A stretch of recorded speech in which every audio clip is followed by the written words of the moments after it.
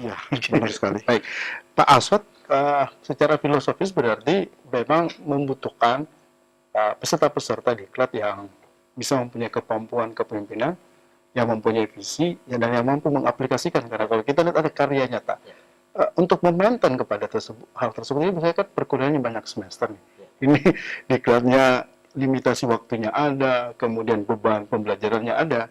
Apa yang ada perubahan mendasar di pola pembelajaran di dalam itu? Pertama, sasaran dari diklat PIM ini ada dua. Yang pertama adalah ingin mewujudkan pemimpin perubahan. Lalu yang kedua adalah ingin mempercepat arus perubahan di dalam birokrasi. Nah, untuk mewujudkan dua aspek ini, maka yang terlibat di dalam proses diklat tidak hanya peserta diklat. Yang terlibat dalam diklat ada peserta diklat, ada mentornya. Mentor itu adalah atasannya peserta diklat. Atasan langsung, Pak. Atasan langsung. Ada coach sebagai inspirational partnership, dan ada teman sejawat yang bisa memberikan dukungan di dalam proses itu. Nah, untuk mewujudkan apa yang menjadi sasaran itu, maka proses pelaksanaan diklat ini dilaksanakan tidak hanya di dalam kelas, tetapi juga di luar kelas. Maka kita menggunakan istilah on-off. Proses ini berlangsung selama 5 tahap. Tahap pertama kurang lebih 2 minggu, kemudian off kurang lebih 2 minggu, kemudian masuk lagi kurang lebih 2 minggu, kemudian pulang lagi kurang lebih 2 bulan, lalu terakhir masuk dalam bentuk ujian. Nah, dari masing-masing tahap ini ada hal-hal yang ingin diwujudkan. Misalnya, pada tahap pertama, kita mengharapkan peserta bisa mengidentifikasi atau mendiagnosa organisasinya. Kira-kira kalau mereka mau melakukan perubahan, aspek apa? Lalu setelah itu, mereka kembali ke unit kerjanya dalam rangka taking ownership.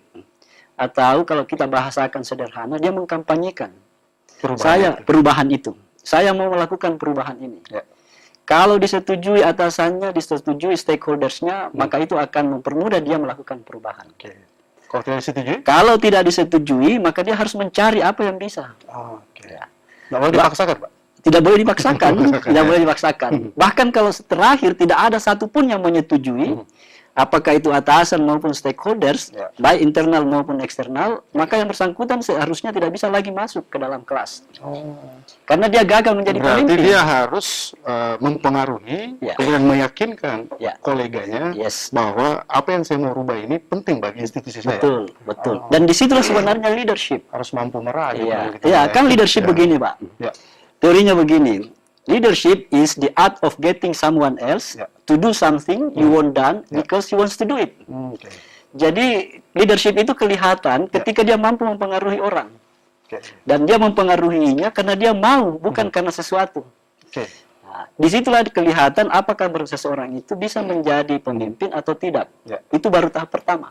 Dalam 5 tahapan itu, apa mampu memberi perubahan signifikan dari pola pikir dan merumuskan langkah tindakan yang selama praktik diklat 2 tahun terakhir ini dengan mudah berubah, atau memang personality yang memastikan cepat atau lambat melihat celah perubahan itu? Secara umum memang hasil 2 tahun terakhir ini banyak yang bisa.